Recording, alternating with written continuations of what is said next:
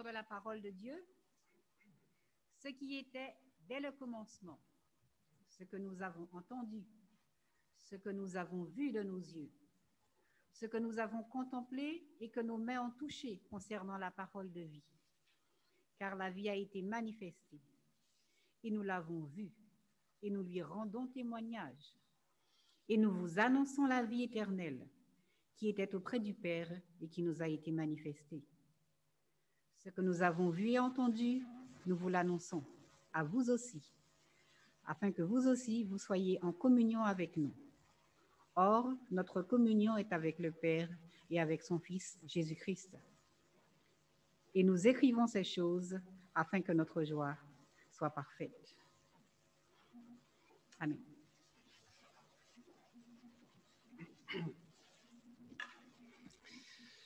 Bien, chers frères et sœurs, chers amis, c'est un privilège que de pouvoir partager le pain de vie avec vous ce matin. Et il est vrai que c'est un peu particulier parce que je ne vous vois pas, je ne vous entends pas, mais je sais que vous êtes là. Et l'apôtre Jean nous invite à l'instant dans ce texte que nous venons de lire d'être en communion les uns avec les autres. Être en communion, même si nous ne sommes pas dans la même salle, même si nous ne sommes pas ensemble, apparemment, c'est possible pour l'apôtre Jean et je crois que nous le serons. Bien que le Seigneur bénisse ce moment que nous allons passer ensemble, qu'il nous aide à pouvoir nous remettre en question, parce que les méditations sont là pour nous permettre de nous remettre en question. Et nous allons peut-être être surpris de ce que nous allons entendre, parce que ce n'est pas tout à fait dans le sens dans lequel nous l'entendons, mais c'est dans la parole de Dieu. La dernière fois, nous avons vu que connaître Dieu nous conduit à connaître à travers Jésus la plénitude de l'amour de Dieu. Dieu nous invite d'aller vers cette plénitude de l'amour et beaucoup confondent en pensant que aimer Dieu, la grâce de Dieu, eh bien, ça nous dispense de toutes les lois, de toutes les règles, de tous les principes. Et nous avons vu qu'au contraire, la parole de Dieu nous dit qu'au contraire, aimer Dieu, plus je vais aimer Dieu et plus je serai heureux de comprendre que sa loi, c'est une loi d'amour pour mon bonheur et j'aurai envie et j'aurai la force de pouvoir la mettre en pratique. Donc, il n'y a pas d'incompatibilité. Aujourd'hui, nous allons voir que connaître Dieu nous fait devenir un disciple, un témoin de Jésus dans ce monde. Connaître Dieu nous pousse à le faire connaître. Ça, c'est très important. Si nous n'avons pas envie de témoigner, c'est que nous le connaissons très peu, très mal. Plus je connais Dieu et plus je connais son amour et plus j'ai envie de l'aimer. Et plus je l'aime et plus j'ai envie de le connaître. C'est quelque chose qui va ensemble.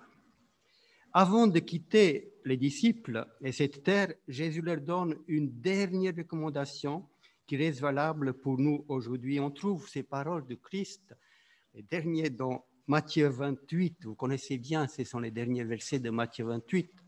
Dans Matthieu 28, versets 18 à 20, Jésus va s'approcher de ses disciples juste avant de les quitter. Il leur donne les derniers conseils, la dernière recommandation. Nous connaissons ça par cœur. Jésus leur dit, tout pouvoir m'a été donné dans le ciel et sur la terre.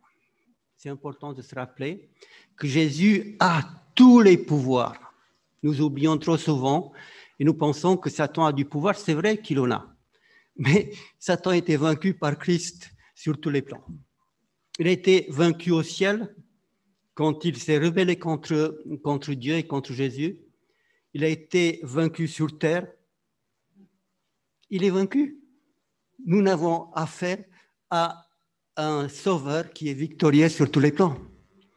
Tout pouvoir m'a été donné dans le ciel et sur terre.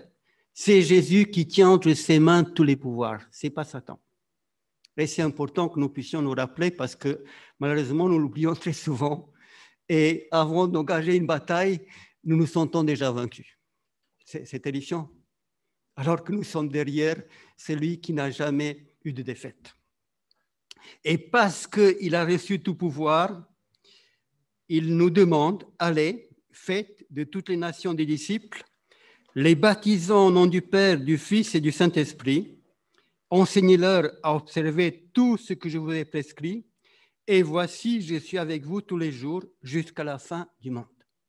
C'est important de comprendre que Jésus s'engage à être avec nous jusqu'à la fin du monde, c'est-à-dire c'est lui qui a reçu tout pouvoir dans le ciel et sur terre, s'engage à être avec nous chaque jour jusqu'à la fin du monde.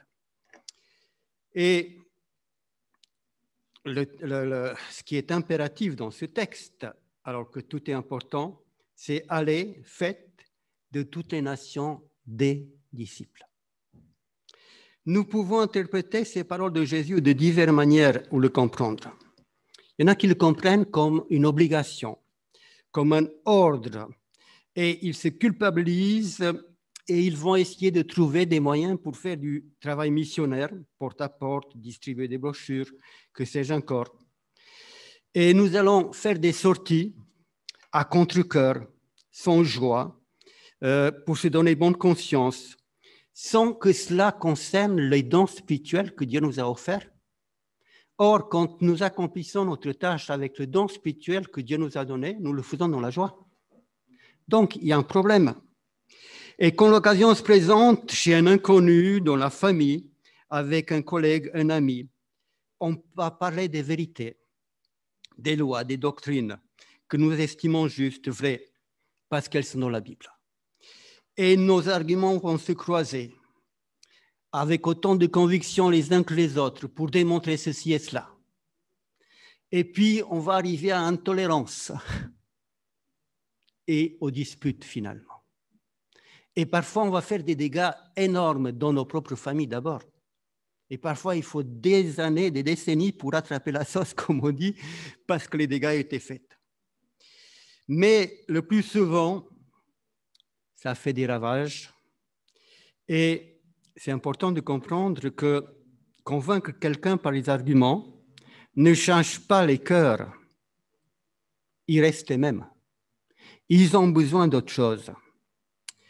On essaye aussi, pour répondre à l'ordre de Jésus, d'inventer des nouvelles méthodes, adapter quelque chose qui a marché quelque part à 5 ou 10 000 kilomètres de chez nous, dans un autre contexte social, dans un autre cadre. Et on se dit, si j'amène cette méthode ici, eh bien, ça va marcher, puisque ça marchait là-bas. Et très souvent, eh bien, ça ne marche pas du tout. Et j'ai connu des collègues qui, dans mission, avec une méthode, ils avaient beaucoup de baptêmes, beaucoup de personnes qui sont converties. Et quand elles sont venues en France, elles ont essayé de faire la même chose et malheureusement, ça n'a rien donné. Nous faisons des projets et nous prions beaucoup pour que Dieu bénisse nos projets, mais nous ne prenons pas assez de temps pour prier Dieu pour qu'il nous montre les projets à faire qu'il puisse bénir. Je le répète parce que c'est très important. Nous faisons des projets, nous prions beaucoup Dieu pour qu'il bénisse ces projets, mais nous ne prenons pas le temps de le prier suffisamment pour qu'il nous inspire des projets qu'il puisse bénir. Et souvent, nos projets ne marchent pas comme Dieu le voudrait. Que demande Jésus au sujet, au juste dans sa dernière recommandation? Est-ce qu'il nous demande de faire notre mission à contre-cœur en se culpabilisant, en se donnant de bonne conscience? Est-ce qu'il nous demande de faire tous la même chose, d'utiliser la même méthode de travail? Qu'est-ce que Jésus attend de nous pour pouvoir annoncer l'Évangile? Le texte, il y a 2 textes dans la Bible qui vont nous éclairer ce matin pour répondre à cette question. Et ces textes sont clairs de savoir qu'est-ce que Jésus attend de moi. Le premier, nous venons de le lire, allez, faites de toutes les nations des disciples.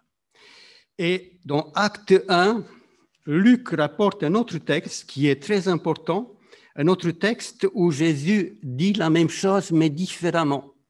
Un autre mot qui revient. D'abord, Jésus nous demande de faire des disciples. Et donc, acte 1, verset 8, Jésus nous dit que vous recevrez une puissance, celle du Saint-Esprit qui va venir sur vous, et vous serez mes témoins à Jérusalem, dans toute la Judée, dans la Samarie, et jusqu'aux extrémités de la terre. Dans les deux textes, Jésus nous dit ce qu'il veut. Il veut des disciples et des témoins. C'est tout ce qu'il nous demande de faire. Il veut des disciples et des témoins. Jésus ne veut pas des docteurs de la Bible qui savent tout expliquer, tout argumenter. Il ne veut pas de ceux qui font de la propagande pour lui. Il veut des disciples, des témoins qui le connaissent personnellement et qui puissent faire ce qu'il nous demande par la puissance du Saint-Esprit. Comment Jésus définit-il le disciple, s'il vous plaît? C'est très important qu'on comprenne.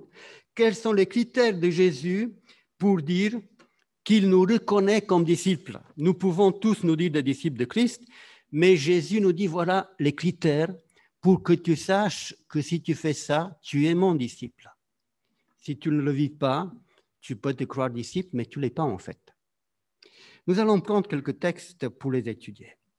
Dans Jean 8, verset 31, dans Jean 8, l'Évangile, Jean 8, verset 31, Jésus parle aux Juifs qui avaient cru en lui. Il ne s'adresse pas à n'importe qui.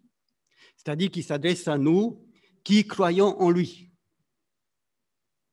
Sinon, nous ne serions pas là et nous ne l'écouterions pas. Jésus dit aux Juifs qui avaient cru en lui, « Si vous demeurez dans ma parole, vous êtes vraiment mes disciples. » Jésus est clair. Croire en Jésus et être baptisé d'eau ne fait pas de nous automatiquement des disciples de Jésus.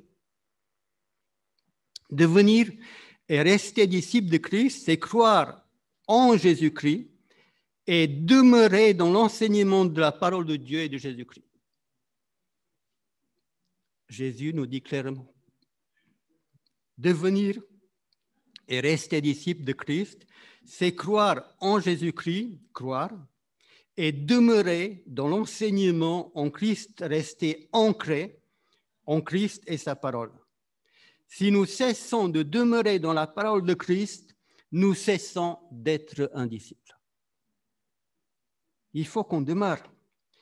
Un disciple, c'est quelqu'un qui a une relation authentique, profonde avec Jésus et qui pratique ses enseignements. Un disciple, c'est quelqu'un qui a une relation authentique, profonde avec Jésus et qui pratique ses enseignements. Autrement dit, être disciple, c'est vivre la vie du Maître dans le monde. Vivre la vie que Jésus a vécue dans ce monde. Jésus nous dit ailleurs que le disciple n'est pas plus grand au-dessus de son Maître, mais tout disciple accompli sera comme son Maître. Jésus nous enseigne ici l'humilité et la modestie en tant que disciple. Un vrai disciple ne cherche pas à paraître plus qu'il est, à faire croire qu'il est supérieur aux autres et supérieur à son Maître. Un disciple est conscient que c'est Jésus son Maître, qu'il doit s'effacer devant ceux qui l'attirent à Christ. Et lorsque Dieu me donne l'occasion d'attirer quelqu'un à Christ, je dois l'attirer de telle façon que c'est Dieu qui est glorifié et pas moi.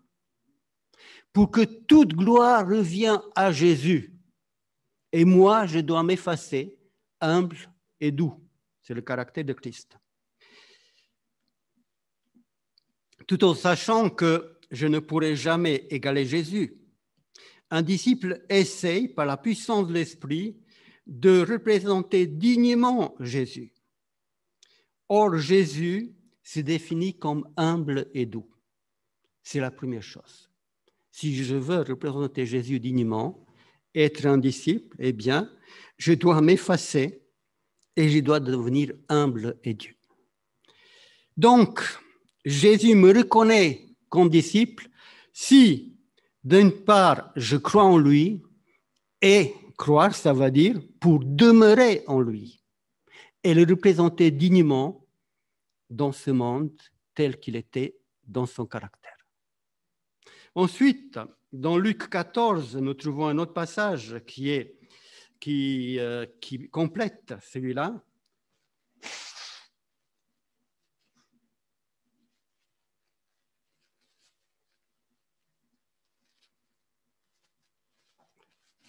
Dans Luc 14, versets 26 et 27, c'est un des passages les plus durs, hein, très difficile à comprendre. Dans Luc 14, 26, si quelqu'un vient à moi, et s'il ne hait ou s'il ne déteste pas son père, sa mère, sa femme, ses enfants, ses frères, ses sœurs, et même sa propre vie, il ne peut être mon disciple. Waouh! C'est dur. Un passage extrêmement dur. Voilà un passage très difficile. La Bible du Semeur dit, si quelqu'un n'est pas prêt à renoncer à son père, sa mère, etc. La TOB dit, si quelqu'un vient à moi sans me préférer. On voit que les traducteurs ont du mal à traduire ce passage parce qu'il est vraiment très dur. C'est Matthieu 10 qui nous donne la solution parce que Matthieu 10, il parle en parallèle avec Luc. Dans Matthieu 10, verset 37, Matthieu nous explique ces paroles de Jésus. Il lui dit, c'est lui qui aime son père ou sa mère plus que moi, n'est pas digne de moi. C'est lui qui aime son fils ou sa fille plus que moi, n'est pas digne de moi. Si d'un côté, Dieu nous demande d'aimer les autres de l'amour de Dieu qu'il a pour son fils, Jésus, qui est en parfaite harmonie avec son Père, ne peut pas me demander de haïr ma famille, puisque c'est la première que je dois aimer avant tout. D'autant plus que Jésus lui-même se définit dans chacun que j'aime. Donc, si j'aime mes parents, mes enfants, c'est qu'il est dit que chaque fois que nous montrons de l'amour pour l'un de ses plus petits, il est là, il est derrière. Donc, je ne peux pas haïr. D'autant plus qu'un époux comprend mieux l'amour de Christ pour son Église et pour lui-même quand il aime son épouse, l'amour de Christ. C'est en aimant son épouse qu'il va comprendre plus encore l'amour du Père. Une épouse comprend mieux l'amour de Christ envers son Église et envers elle quand son époux l'aime comme l'époux divin. Un père comprend mieux l'amour du Père céleste envers lui quand il aime ses enfants. Et un enfant comprend mieux l'amour du Père céleste envers lui quand son Père l'aime de l'amour du Père. Un frère et une sœur comprend mieux l'amour de Jésus, notre frère, quand on l'aime de l'amour de Christ. Donc, le problème ne se pose pas. Nous devons aimer notre foyer, ceux qui sont proches. Comment en même temps aimer de l'amour de Dieu, les nôtres, les autres, et aussi les détester, les haïr? C'est un dilemme. Matthieu précise ces paroles de Jésus en disant de ne pas aimer quelqu'un d'autre plus que Jésus, fût-ce quelqu'un de nos proches, ce qui est très difficile. Jésus veut nous enseigner ici que notre affection pour la famille peut parfois, peut parfois être en conflit avec l'amour que nous avons pour lui et être un obstacle pour que je puisse le suivre pleinement. Combien de conflits dans nos foyers à cause d'avoir rencontré Jésus dans sa vie? Et à un moment donné, un choix s'impose entre quelqu'un de ma vie, de la famille et Jésus. J'ai connu dans mon ministère des personnes qui ont dû se séparer, divorcer, parce que l'un a rencontré Jésus et l'autre ne voulait pas. J'en ai connu. J'ai connu des enfants qui ont dû quitter les foyers aussi, parce qu'ils ont rencontré Jésus et les parents étaient contre.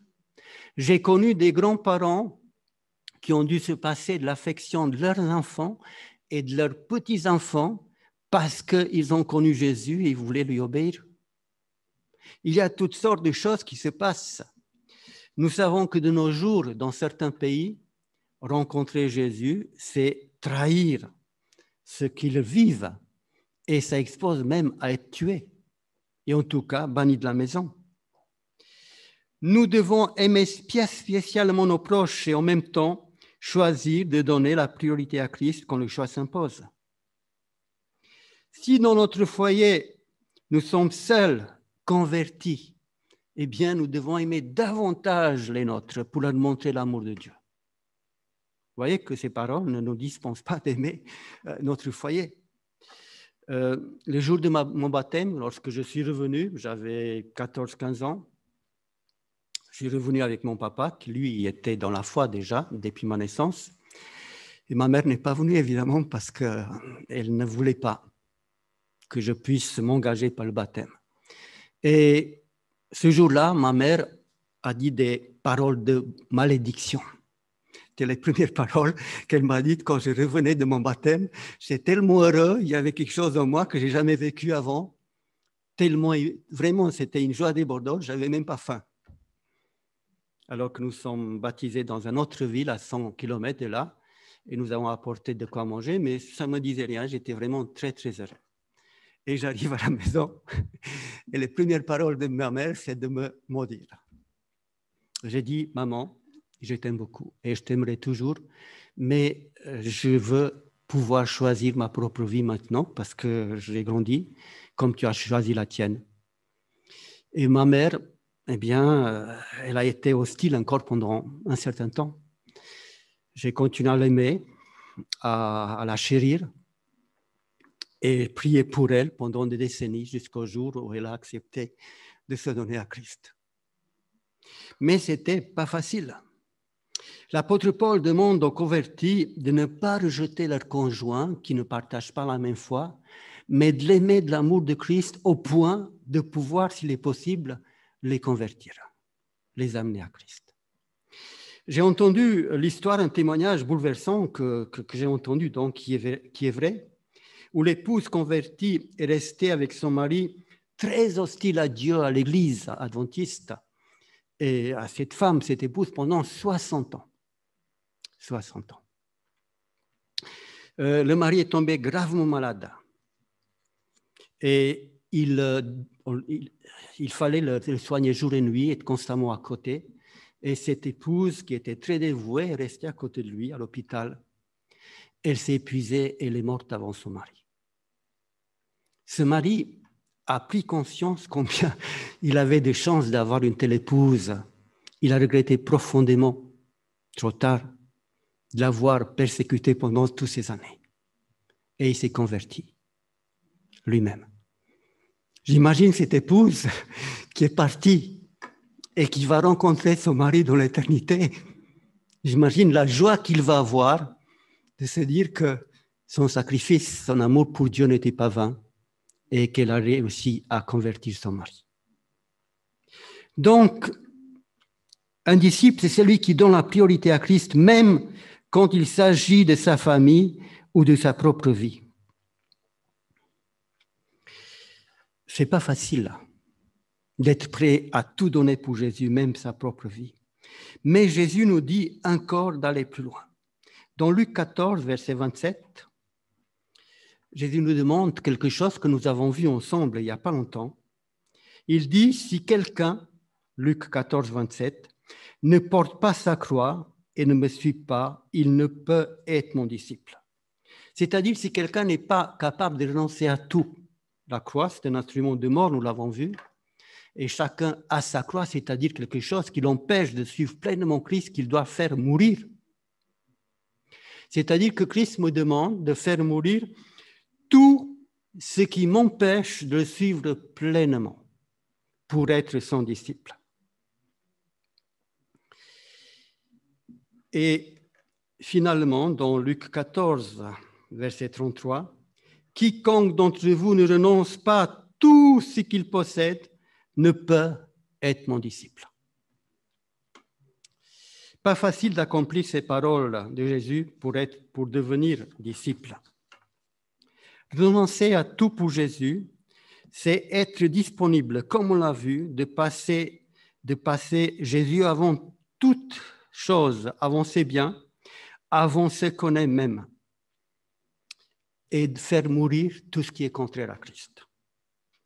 À présent que nous avons vu qu'un véritable disciple de Jésus accepte de demeurer dans l'enseignement de Christ, représente dignement son maître, dans l'humilité, dans la douceur, aime Jésus plus que ses biens, ses proches et sa vie, accepte de porter sa croix pour le suivre par amour, est prêt à renoncer à tout pour suivre Jésus, Jésus nous explique ce que c'est qu'être un disciple.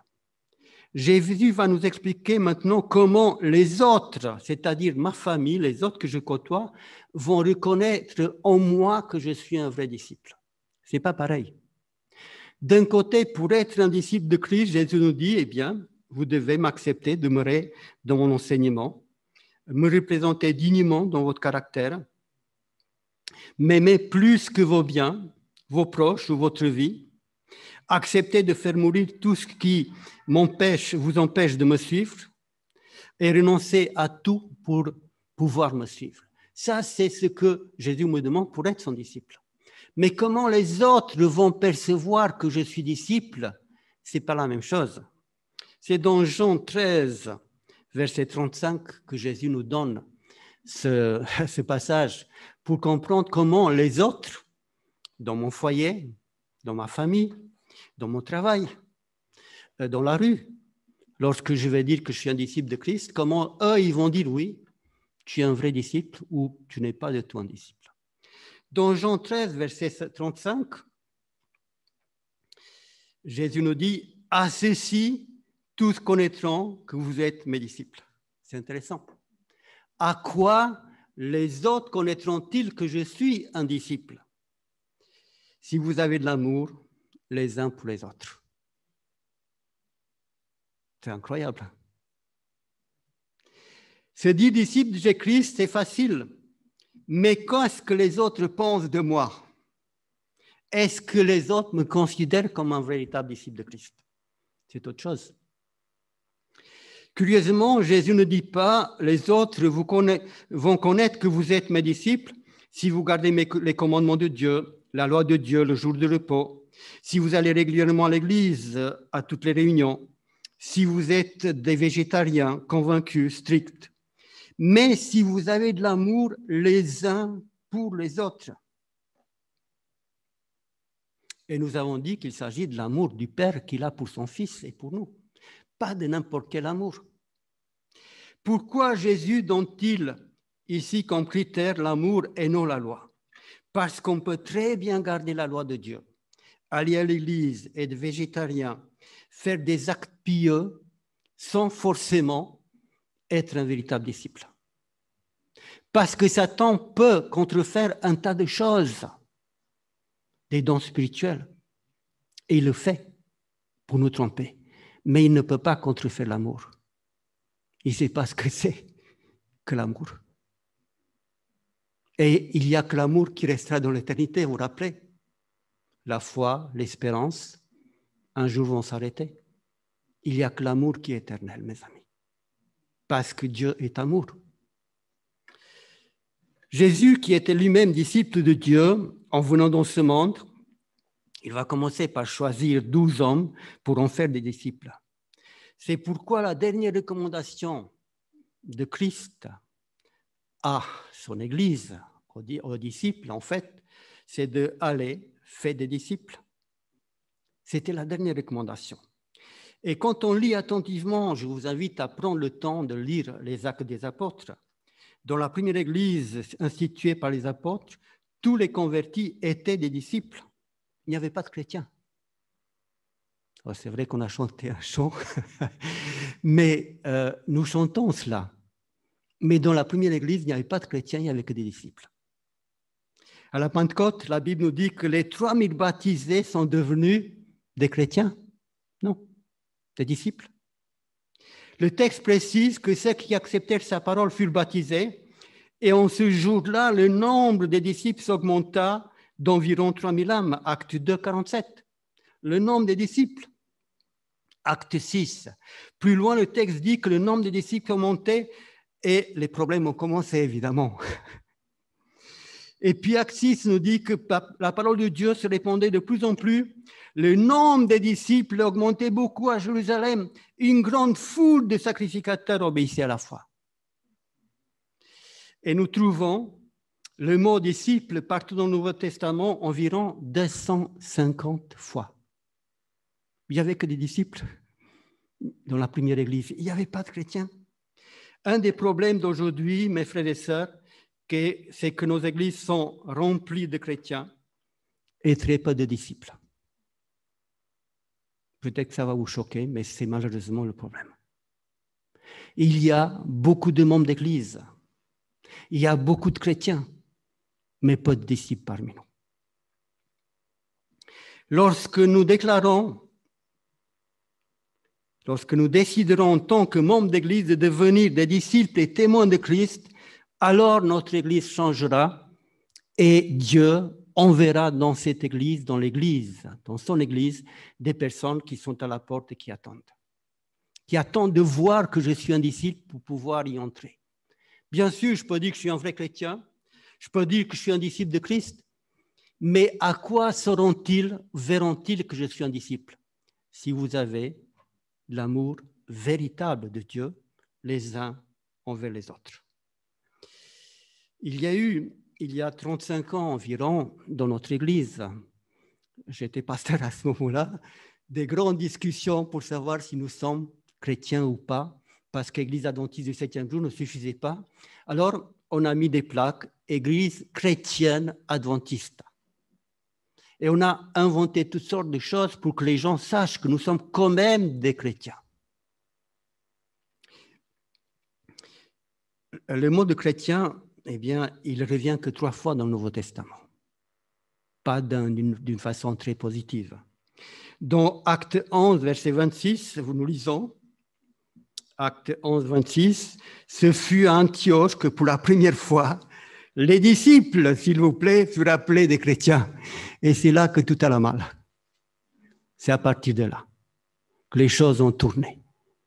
Ce fut à Antioche pour la première fois que les disciples, s'il vous plaît, les disciples furent appelés chrétiens par qui? Par des païens, avec ironie.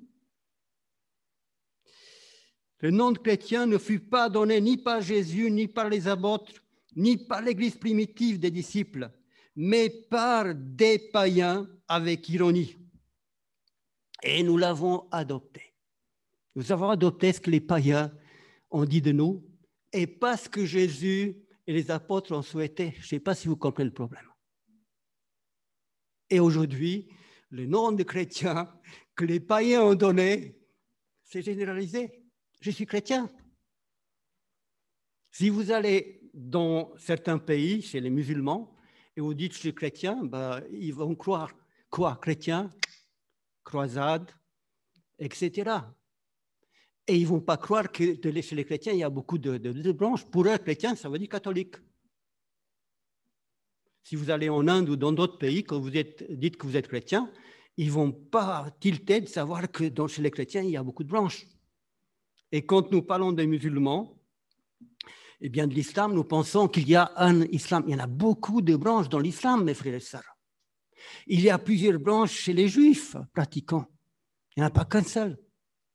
Quand j'étais devant le mur des lamentations à Jérusalem, eh bien, il y avait les orthodoxes qui étaient là, devant le mur, et qui ne prennent même pas le papier. Quand j'ai pris un papier, quand j'étais aux toilettes pour m'essuyer, ils jetaient tout ce que j'ai touché pour ne pas souiller, et ils prenaient après 10 ou 15. Il faut voir le volume de papier pour pas que je les souille, parce que j'ai pris un bout de papier. Et puis il y avait des juifs normaux, j'allais dire, habituels, qui étaient. Et puis il y avait aussi des juifs charismatiques qui dansaient devant. Il y a des juifs qui acceptent que les 5 livres de Moïse. Il y a des juifs qui acceptent toute la Torah, l'Ancien Testament. Il y en a qui acceptent uniquement, qui déclarent Jéthro, le seul prophète, et qui ont fait une église, enfin une croyance là-dedans. Il y a toutes sortes de communautés juives différentes, comme les chrétiens. Donc, le chrétien, la première église chrétienne, enfin, ben, c'est les païens qui l'ont donné. Malheureusement, ce n'est pas Jésus ni nous. Alors que le nom de chrétien est mentionné 3 fois, disciple revient près de 300 fois. Jésus veut donc des disciples et des témoins. Le deuxième texte, nous l'avons lu dans Acte 1, 8. Premier texte, La première chose que Jésus attend de nous, c'est de devenir des vrais disciples. Pour qu'il nous reconnaisse comme vrais disciples et que les autres nous reconnaissent comme vrais disciples. Le deuxième élément, c'est que Jésus veut des témoins. Vous recevrez une puissance, Actes 1:8, celle du Saint-Esprit, parfois très mal traduit, vous recevrez la puissance du Saint-Esprit, alors pour nous le Saint-Esprit est une puissance, non? Vous recevrez une puissance, celle du Saint-Esprit. Le Saint-Esprit est une personne, mais il est puissant, puisqu'il est créateur, comme le Père et le Fils. Vous recevrez une puissance, celle du Saint-Esprit qui va venir sur vous, et vous serez mes témoins jusqu'aux extrémités de la terre. Jésus affirme que nous ne sommes pas seuls à réaliser l'œuvre de Dieu, mais que nous recevrons une puissance pour annoncer l'Évangile en tant que disciples. Il ne s'agit pas d'aller après avoir, d'aller après avoir reçu la puissance promise, et non seuls, avec notre puissance et nos moyens humains, même s'ils sont utiles. Dieu et son esprit sont impliqués dans la mission. Ils s'engagent à être avec nous. Le Saint-Esprit, avec la puissance divine, sera avec nous, en nous, pour nous accompagner et soutenir dans cette œuvre. C'est pour ça que je sais que l'œuvre de Dieu sera terminée. L'œuvre de Dieu, Dieu va la terminer avec ou sans nous. Parce qu'il s'est engagé de le faire jusqu'au bout. Et quand on parle du Saint-Esprit, on parle des dons spirituels, mes frères et sœurs. Cela signifie que chaque membre d'Église va se mettre au service de Dieu avec la puissance de Dieu et le don ou les dons spirituels que Dieu lui a donnés. Il ne s'agit pas de faire tous la même chose. Nous sommes un corps. Mais il s'agit de faire ce que Dieu me demande de faire avec les dons qu'il m'a donnés. Et c'est vrai que les comités d'église sont là pour proposer des projets, des activités et permettre à chaque membre d'église de trouver sa place dans ce corps. C'est pour ça qu'il y a beaucoup d'activités qui nous sont proposées. Et le rôle des comités, du pasteur, c'est de faciliter l'engagement de chaque membre et d'encourager chaque membre dans son ministère. C'est important de comprendre que chacun est là pour se mettre au service de Dieu, de son Église et du monde avec les dons que Dieu lui a donnés. Jésus veut des disciples et des témoins. Il ne veut pas des spécialistes en propagande, en arguments ou d'annoncer l'Évangile à contre-cœur pour se culpabiliser. Jésus a besoin de témoins, de croyants qui ont une relation vivante avec Dieu pour voir sa puissance agir dans leur vie. Et cela n'est possible que dans une relation personnelle et profonde avec Dieu. Il veut une relation de laquelle découle notre vie et notre témoignage. Est-ce que nous connaissons Jésus personnellement? Est-ce qu'il vit dans ma vie, dans mon cœur? Est-ce qu'il s'exprime? Est-ce que j'ai fait l'expérience avec Jésus pour pouvoir témoigner de ce qu'il a fait dans ma vie? C'est ça la question.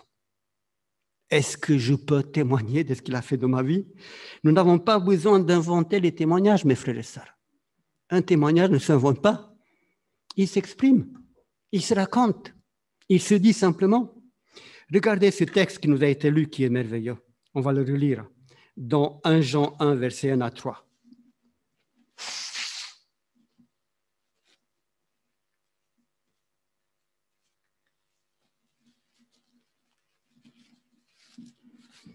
Lorsque l'apôtre Jean va écrire ça, il n'était pas loin de 100 ans.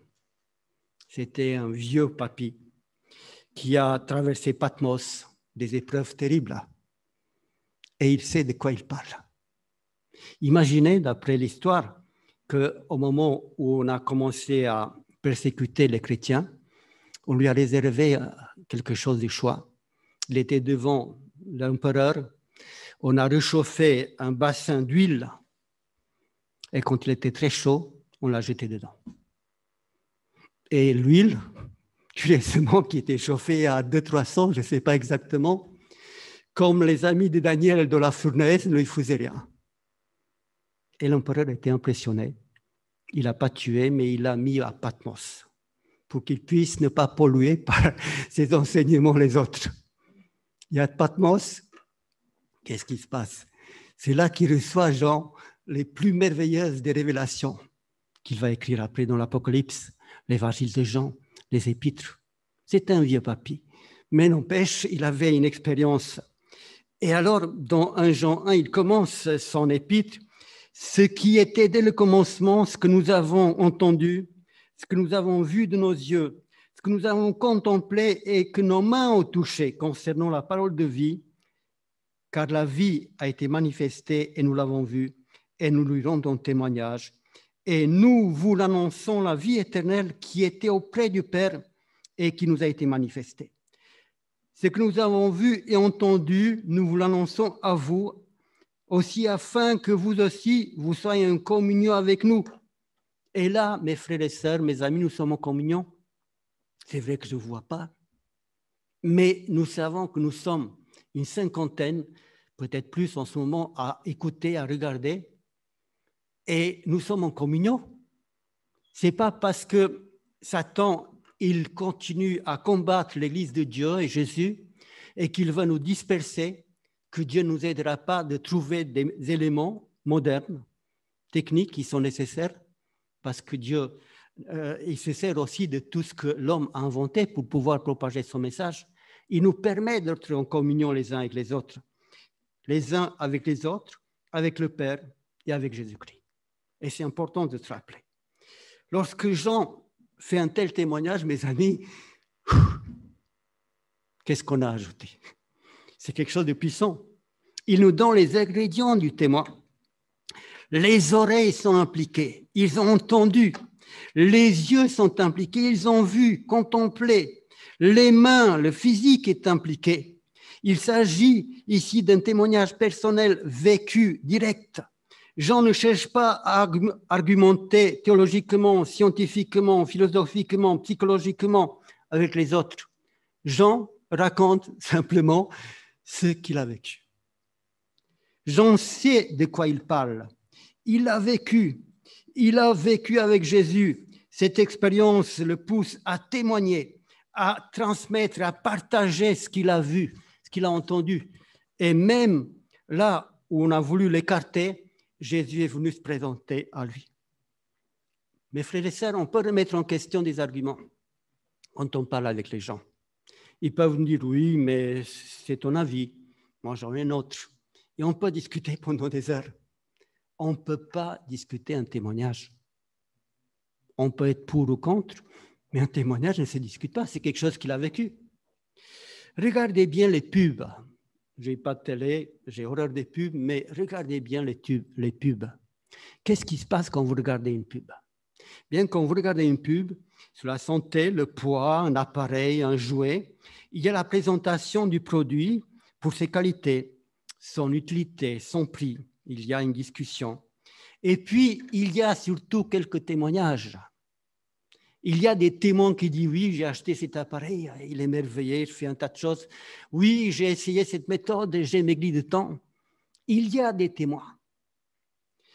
Quand plusieurs personnes témoignent d'une même expérience, d'un même produit qui lui a fait du bien, généralement, ça donne envie de l'essayer. Lorsque une personne dans l'Église et plusieurs témoignent de la même puissance de Dieu, ça donne envie de se dire, il y a quelque chose derrière. Ça attire. Mais quand nous n'avons rien à dire, rien à témoigner, eh bien, c'est difficile. Les arguments se contredisent. Un témoignage ne se discute pas. Pourquoi l'apôtre Paul témoigne-t-il? Pour nous donner envie d'être en communion les uns avec les autres et avec le Père céleste, avec Jésus. Pour nous inviter à mieux connaître le Père et le Fils à travers une authentique communion fraternelle dans son Église. Et pour faire à notre tour une expérience vivante avec Dieu. Jean témoigne de la vie que Dieu a manifestée par son Fils, Jésus, et déclare que cette vie se trouve dans la communion avec le Père et le Fils.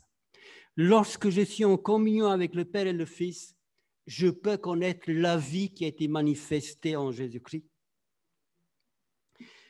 Jean rappelle en son missionné par l'ordre de Christ la vie éternelle, c'est qu'ils te connaissent, toi, le seul vrai Dieu, et celui que tu as envoyé, Jésus-Christ. Jean et tous ceux qui ont suivi Jésus ont vécu la même expérience. Et aujourd'hui même, tous ceux qui suivent Jésus par la foi peuvent accéder à la même vie par la communion avec le Père et le Fils. Ce que les apôtres ont entendu et vu, contemplé, nous le possédons aujourd'hui par leur témoignage. Et nous pouvons faire les mêmes expériences et témoigner de la même réalité. Cette communion avec le Père et le Fils est aussi accessible pour nous aujourd'hui qu'elle était à l'époque des gens. C'est important que nous le comprenions. Nous avons l'impression qu'ils ont vécu des choses que nous ne pouvons pas vivre, mais ce n'est pas ça que la Bible nous dit. Jean témoigne pour que nous puissions arriver à la même expérience, parce que c'est possible pour nous. C'est pour ça qu'il donne son témoignage. Voilà pourquoi cette communion profonde avec le Père et le Fils nous pousse à témoigner à notre tour dans la joie et l'amour de notre expérience personnelle avec Dieu. Cette expérience vivante avec Dieu provoque en nous une telle joie qu'on ne peut pas la garder pour nous. C'est quelque chose qui est profond et qui explose.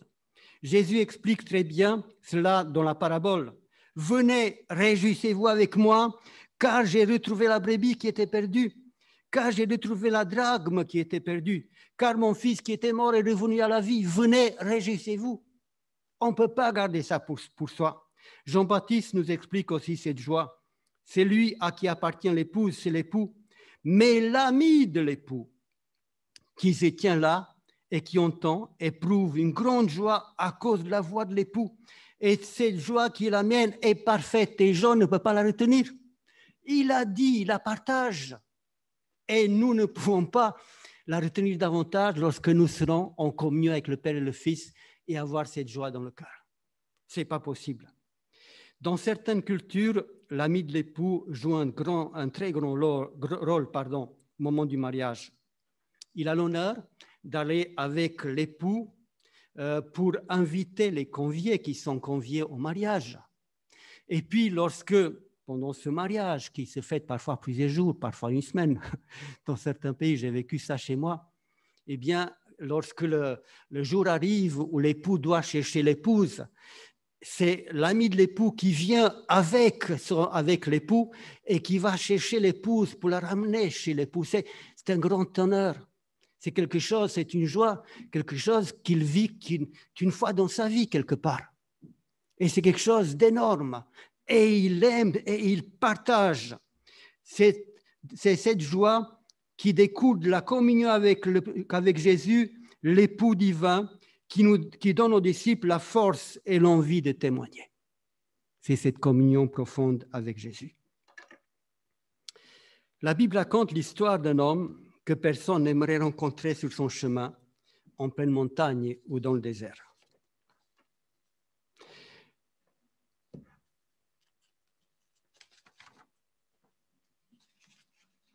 Nous trouvons ça dans la Bible, bien sûr. Cet homme n'a pas de nom. Il vivait dans les sépulcres, dans un cimetière, et il était possédé de plusieurs démons. Il était, la Bible nous dit, indomptable. Il criait jour et nuit dans les sépulcres, dans les montagnes, et il se maltraitait avec des pierres. La Bible nous dit que les villageois et sa famille ont essayé de le raisonner, de le dompter, et ils n'ont pas réussi. Alors, ils ont fini par l'attacher, l'enchaîner pratiquement, mais même les chaînes ne pouvaient rien faire parce qu'il finissait par les briser, se détacher. Et seul, craint de tous et abandonné, il a fini par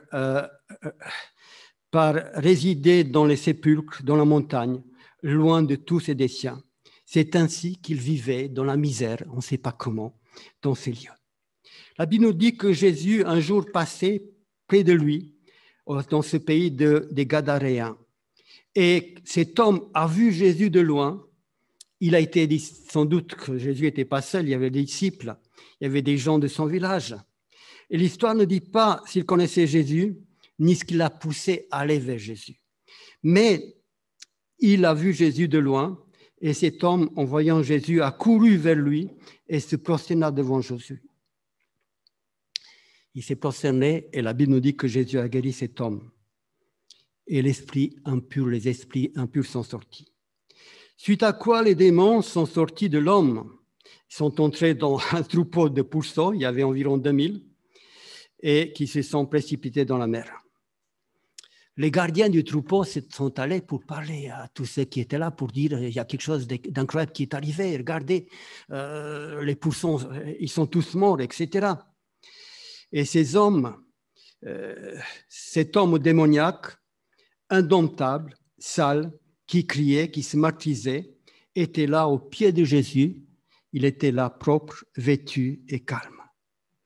Et ces gens qui sont venus voir Jésus, des centaines sans doute, pour voir la curiosité de ce qui s'est passé, et surtout leur cochon qui était mort. Ces gens, la Bible nous dit qu'en voyant cet homme et le changement de cet homme, au lieu d'être heureux, ils ont été effrayés. De quoi ont-ils peur? Avant, ils avaient peur de l'homme qui les effrayait, de son attitude, de ne pas savoir quoi faire pour le calmer. Mais à présent, l'homme était calme, guéri, habillé, paisible. Ils avaient sans doute peur pour eux-mêmes d'affronter Jésus qui fait un tel miracle et qui peut transformer la vie. Ils ne voulaient pas que Jésus s'attarde chez eux pour transformer leur vie comme il l'a fait pour cet homme. Ils préféraient garder leurs cochons, que de garder Jésus près d'eux. Ils n'étaient pas prêts de quitter les cochons comme le fils prodigue pour retourner vers le Père. Et ils ont demandé à Jésus de partir. Le démoniaque guéri reste seul avec Jésus. Les villageois sont retournés vers leur vie, leur pourceau. Alors l'homme guéri parle pour la première fois. Il demande à Jésus une faveur, la permission de rester avec lui. Mais la Bible nous dit que Jésus ne lui permet pas de rester avec lui, mais il lui donne une mission. Très important. Il ne rejette pas. Il lui dit, j'ai une mission pour toi. Va dans ta maison, vers les tiens, tes amis, ton village, et dis-leur ce que le Seigneur a fait pour toi. Va dire simplement ton témoignage, rien de plus. C'est cela le témoignage, mes frères et sœurs. C'est simple. Témoigner, quand Dieu nous donne l'occasion, c'est dire, c'est raconter ce que Dieu a fait pour moi et comment il m'a libéré et sauvé. C'est très simple.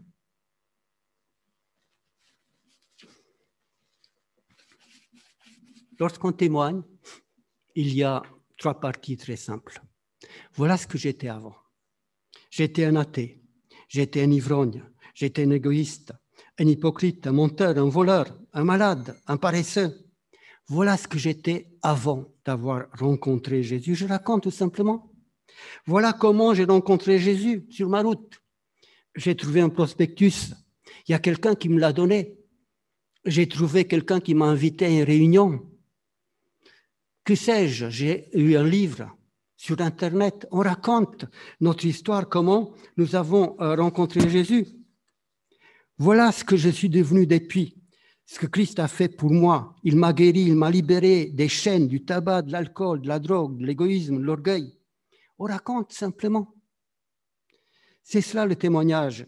Je n'ai pas besoin d'inventer, de me demander quoi dire. Je raconte tout simplement mon histoire. Il n'y a rien de plus simple. Et si rien ne s'est passé depuis ma rencontre avec Jésus, mes frères et sœurs, si rien ne s'est passé depuis ma vie, depuis que j'ai rencontré Jésus, depuis ma conversion, c'est que j'ai un grand problème spirituel. J'ai été un ivrogne. Depuis ma conversion, eh bien, je suis toujours ivrogne, rien n'a changé. J'ai été un menteur, un voleur, un égoïste. Eh bien, je suis toujours aussi égoïste. Rien n'a changé depuis ma vie. Ça fait 10-20 ans que j'ai été baptisé, mais rien n'a changé. Si cela fait plaisir, mes frères et sœurs, quand on rencontre quelqu'un, il m'est arrivé de rencontrer des amis que je n'ai pas vus pendant 18 ou 20 ans, parfois 30 ans. Et alors, quand on revoit quelqu'un, il dit « Waouh, tu n'as pas changé, tu es toujours le même ». Ça fait plaisir, mais on sait qu'on a changé. Si ça fait plaisir, je veux dire, entre amis, C'est le plus grand des drames sur le plan spirituel, mes frères et sœurs. Revoir quelqu'un 10 ou 20 ans après le baptême et dire « tu n'as pas changé », c'est la pire des choses qui puissent nous arriver. Parce que ce n'est pas possible que depuis 5, 10, 20, 30 ans, 40 ans, ça va faire 55 ans que j'ai été baptisé. Imaginez que je vous dise, mes frères et sœurs, ça fait 55 ans que je suis baptisé, rien n'a changé dans ma vie. Je suis toujours le même. C'est le plus grand des miracles que Dieu a fait dans ma vie, c'est que j'ai gardé la même foi en Dieu. C'est que ma vie a changé constamment. J'ai vu Dieu agir dans ma vie pendant ces 55 ans. J'ai vu plein de choses qui sont passées. Et ma personne, mon caractère, mon tempérament, mon état d'esprit a changé. C'est la preuve que je ne suis pas resté le même. Ce n'est pas possible. C'est important pour nous d'expérimenter Dieu, mes frères et sœurs, afin de pouvoir témoigner de son amour, de sa puissance, de son pardon. Cessons de nous efforcer de faire à contre-cœur des activités contraires aux dons spirituels que Dieu nous a donnés. Cessons de faire de la propagande pour Dieu et témoignons. Disons simplement ce que Dieu a fait pour moi, mes frères et sœurs. Prenons le temps chaque jour pour rencontrer Dieu dans la communion, par la méditation, la parole de Dieu et la prière. Demandons à Dieu de nous remplir de son esprit et que cet esprit puisse déborder pour aller vers les autres, pour les atteindre. Dieu est disposé à nous donner, à nous remplir de son esprit, pour produire en nous son fruit, le caractère de Christ, pour faire de nous des disciples et des témoins. Avant de quitter ses disciples, Jésus leur dit, vous recevrez une puissance, celle du Saint-Esprit survenant sur vous, et vous serez mes témoins jusqu'aux extrémités du monde. Alors demandons à Dieu de produire en nous le fruit de l'Esprit de manière visible dans notre vie pour attirer les autres à Christ. Parce que nous, ce que nous sommes avec Christ et que nous avons son caractère, cela attire, mes frères et sœurs. Lorsque nous élevons Jésus-Christ, lorsque vous aurez élevé le Fils de l'homme, j'attirerai tous les hommes à moi. Et lorsque nous élevons Jésus en premier, il attire. On n'a pas besoin de parler pour qu'il soit attirant. Il est attirant. Mais d'abord, il faut que moi, je devienne un vrai disciple, un vrai témoin, pour que cela puisse attirer. Demandons à Dieu de faire de nous des vrais disciples, de véritables témoins. Consacrons-nous pleinement à Dieu dans la joie, dans l'amour, avec les dons spirituels, afin de retrouver la joie à son service, comme disciples, comme témoins, comme ambassadeurs, comme collaborateurs. Nous devons retrouver cette joie. Va dans ta maison, chez les tiens, dans ton village, dans ta ville, chez tes amis, là où tu travailles, partout où Dieu t'ouvrira les portes. Va et dis-leur, rends témoignage de ce que Dieu a fait en toi, comment Christ t'a pardonné, racheté, sauvé, libéré de telle ou telle chaîne, des blessures, des épreuves. Dis-leur, raconte, témoigne. C'est tout ce que Dieu me demande. Il ne me demande pas grand-chose. Et alors que nous cherchons des complications. Dieu veut nous remplir de son esprit, non pas que nous puissions engraisser encore plus spirituellement, c'est le problème. Il y en a qui veulent tellement être remplis qu'ils vont exploser. Dieu veut nous remplir pour que nous puissions partager ce que nous connaissons, que nous puissions témoigner.